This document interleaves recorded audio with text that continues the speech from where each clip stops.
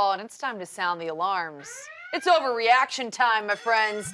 It has been a very fast fall from grace for Cubs outfielder Kyle Schwarber. Joe Maddon announcing that Schwarber will not start against left-handers for the foreseeable future. He entered Saturday hitting 181 with an OPS of 656.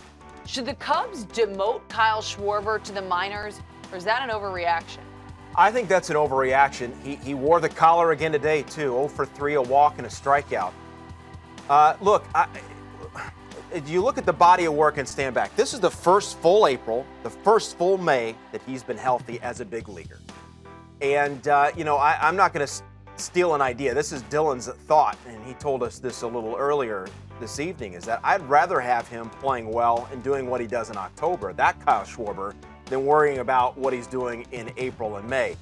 I think maybe putting him in the leadoff position was a little too much too soon, coming off of what he did in the postseason last year as a superstar.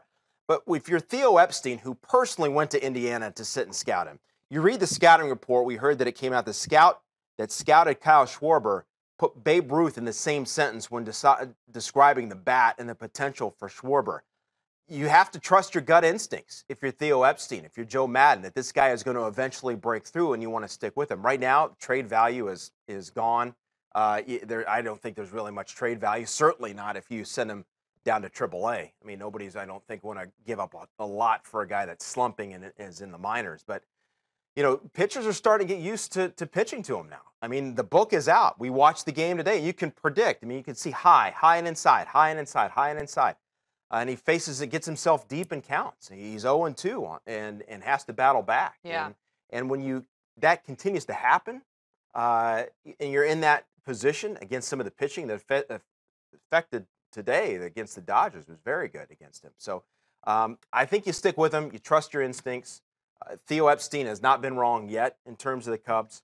You just have to trust that he's going to break through. It is kind of amazing to see how well he performed when all the lights were at the brightest, and especially not just for any team. This was for the Cubs trying to break the curse here. Right. And he delivered. And then to come back so quickly in this turnaround and to really struggle, it does. I've read some of what Joe Maddon's had to say about him, just his mentality. He wants to take him out, give him a little breather, doesn't want him to get sucked into those bad numbers and lose some of his confidence. So we'll see if it works. He had some interesting ways to say he's a platoon player. Mm-hmm. That's basically what it is. If you're only playing against guys that are right-handers, you're a platoon guy.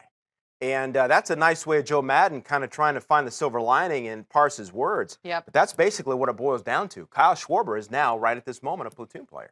It'll be interesting to see how it plays out over the rest of the season.